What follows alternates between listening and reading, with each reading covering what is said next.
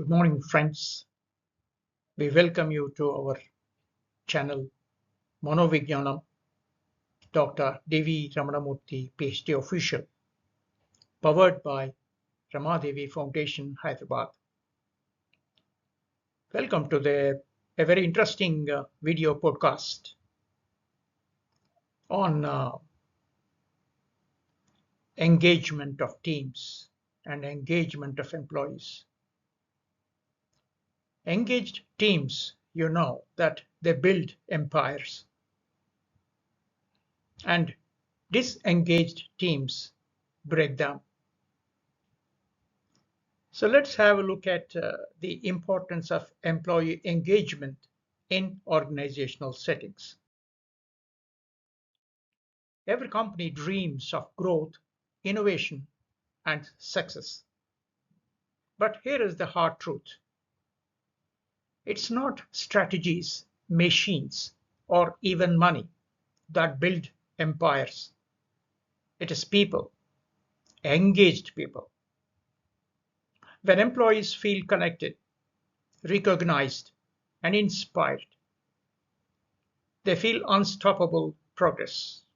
They fuel unstoppable progress. But when engagement is missing,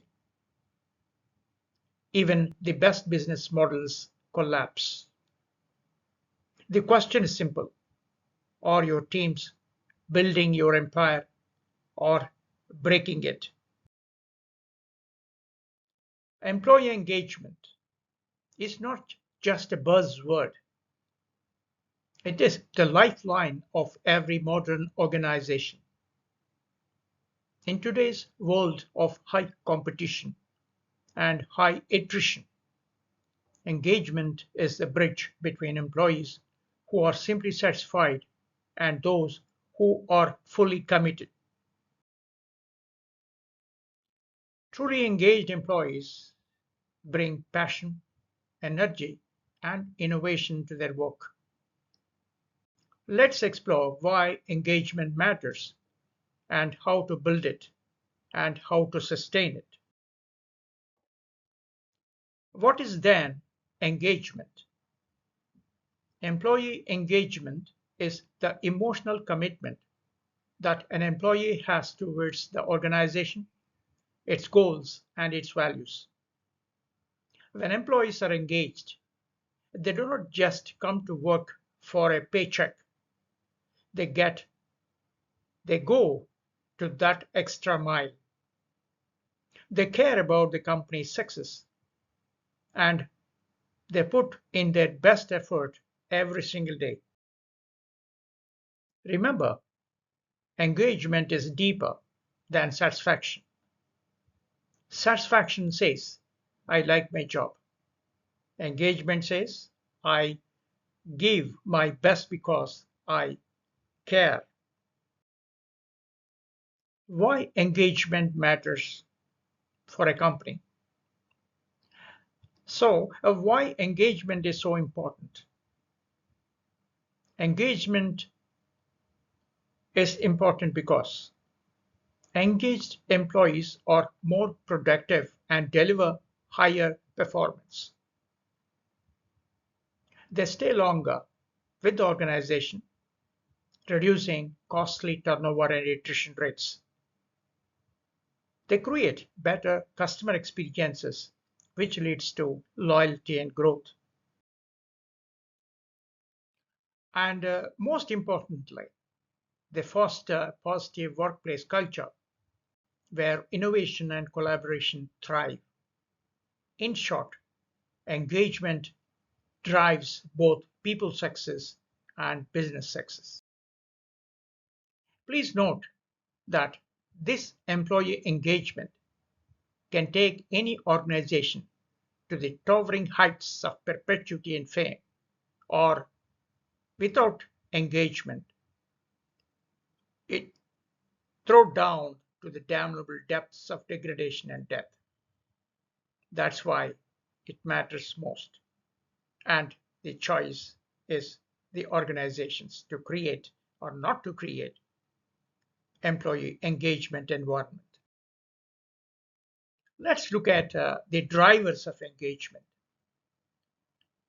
But what drives engagement anyway?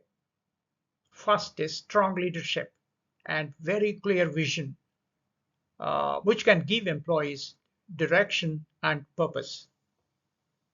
The second one is opportunities for career growth and learning keep them motivated. The third being timely recognition and rewards show appreciation for their work. The fourth is work-life balance and well-being initiatives create a supportive work environment. And finally, an inclusive and transparent culture ensures every employee feels valued and respected. Together, these drivers create the foundation of engagement. Now let's look at the engagement strategies that the organizations need to adopt. How can organizations build engagement?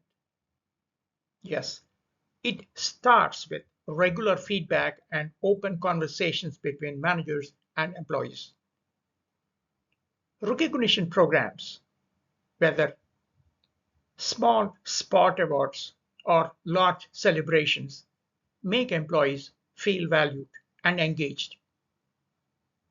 Career development opportunities like mentoring, training, and promotions keep talent motivated. Wellness initiatives and flexible work arrangements support overall well-being of employees. And above all, clear and transparent communication ensures that employees feel connected to the organization's vision. So, can you measure engagement? Let's have a discussion on measuring engagement. Engagement must also be measured. One of the simplest tools is the Employee Net Promoter Score, or in short, it is eNPS. In this, employees are asked on a scale of 0 to 10, how likely are you to recommend this company as a great place to work? Their answers classify them as promoters, passives, or detractors. Engagement surveys and pulse checks provide deeper insights, where focus groups and exit interviews give valuable qualitative feedback. What gets measured can be managed, and management and engagement is no exception. So what are then are the models of engagement? Several frameworks explain engagement. Say, for example, Kant's model describes three dimensions: measuring physical energy levels, emotional connection component, and cognitive focus. The next framework is the Gallup Q12 model. Use 12 key questions to measure drivers like recognition, teamwork, and growth. The third model is the job demands resources model, highlights how providing sufficient resources reduces stress and increases engagement. So it is said that always resources must be more than the demands that uh, you demand from workers or employees. So each model reinforces on uh, truth. The truth is, engagement comes from a balance of motivation, support, and opportunity. So then, how should HR and leadership act here? Let's examine the role of HR and leadership.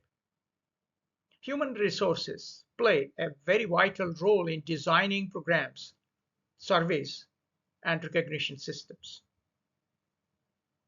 So leaders and managers are the real drivers of engagement.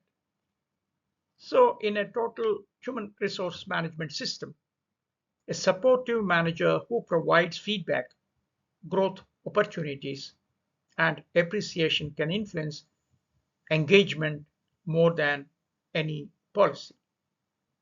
So any organization need to have a positive role to be played by human resource management department and the relative leadership at the helm of affairs. Engagement must also be aligned with business strategy so that employees feel their work continuously continues directly to organizational success story. But there are certain challenges, and let's see what are the pitfalls to avoid here. However, many organizations make common mistakes. Engagement is not one size fits all approach, because what we can say is where there are individuals, there are individual differences. So you need to be extra careful when dealing with human resources with their own individual perceptions, motivations, etc. So what motivates one employee may not inspire another. And another mistake is running surveys without follow-up action, which reduces trust. Study and survey, but then what next? If you can't implement the strategies given of that analytical findings out of the survey, everything will go out of order. So engagement also cannot be built on a short-term fun activities alone.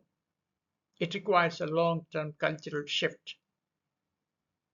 So to succeed, organizations must listen, act, and sustain their efforts consistently. So the final thoughts here. In conclusion, employee engagement is not only the human resource management responsibility, it is a leadership mandate. Engaged employees do not just work for salaries, they drive growth, innovation, and long-term success story of any organization. They are the true and brand ambassadors of the company. So the real question every employer must ask is this: are your employees just satisfied, or are they truly engaged? Because when people are engaged, organizations don't just survive, they thrive. So engagement is not a one-time activity. It is the heartbeat of any organization. When leaders invest in people, people invest back with loyalty, creativity, and passion. The choice is yours. Create workplaces where employees simply show up, or workplaces where they show up to shine. Because in the end, engagement is just not about employees, it's about the future of your organization. Thank you for listening. If this video resonates with you, please do like, share, comment, and subscribe to our channel. See you in the next insightful video. Until then, take care, keep smiling. Good luck.